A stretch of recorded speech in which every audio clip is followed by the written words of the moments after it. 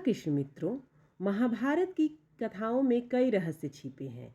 आज मैं आपको एक अनसुनी कथा सुनाने जा रही हूँ, जिसमें पांचों पांडव और द्रौपदी एक रहस्यमय महल में जाते हैं। यह महल सिर्फ ईंट पत्थर का नहीं, बल्कि भविष्य का मतलब कलयुग का संकेत देने वाला था।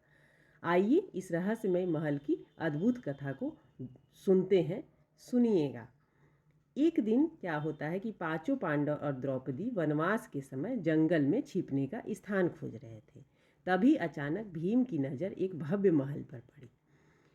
भैया देखो, यह कैसा सुंदर महल है, मैं इसे देखना चाहता हूँ। युधिष्ठिर बोले कि भीम जाओ, पर याद रखना जल्दी आ जाना। भीम महल के द्वार पर पहुँचे और वहाँ शनिदेव का दरबार था। दरबार ने कहा कि इस महल में 4 कोने हैं, हर आगंतुक केवल एक कोना ही देख सकता है। पर याद रहे, आप जो देखिएगा उसका अर्थ मुझे आकर आपको समझाना होगा, और अगर आप व्याख्या न कर सके तो बंदी बना लिए जाएंगे। भीम ने कहा कि मैं तैयार हूँ। भीम पूर्व दिशा की ओर गए। वहाँ उन्होंने देखा कि एक बड़ा कुआं बीच में था और उसके दोनों ओर छोटे कुएं थे। जब बीच वाले कुएं में पानी उफनता तो दोनों छोटे कुएं को भर देता, लेकिन जब दोनों छोटे कुएं मिलकर बड़े कुएं को भरने की कोशिश करते तो बड़ा कुआं कभी पूरा नहीं भर पाता। भीम यह रहस्य समझ नहीं पाए और दरबार के पास लौट आए। दरबार ने कहा कि नियम के अनुसार तो अब तुम बंदी हो। फिर अर्जुन का बारी आया। अर्जुन भी गए। अर्जुन पश्चिम दिशा की ओर चले गए।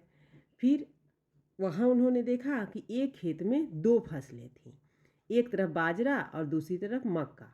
दोनों फसलें साथ साथ उग रही थीं, पर अजीब बात यह था कि बाजरे की बेल में मक्के उग रहे थे और मक्के की बेल में बाजरे उग रहे थे। अर्जुन को यह बात कुछ समझ नहीं आया। वे दरबार में लौट आए तो दरबार ने कहा कि आप भी नियम का पालन नहीं कर सके, आप भी बंदी बना लिए जाते हैं। फिर नकुल आए। नकुल उत्तर दिशा की ओर गए। वहाँ उन्होंने देखा कि बहुत सारी सफ़ेद गायें थीं। जब उन्हें भूख लगती तो वो अपनी ही छोटी छोटी बछियों का सारा दूध पी जाती। नकुल भी इसका अर्थ न समझ सके। वे भी बंदी बना लिए गए। फिर सहदेव आए। वह दक्षिण दिशा में गए।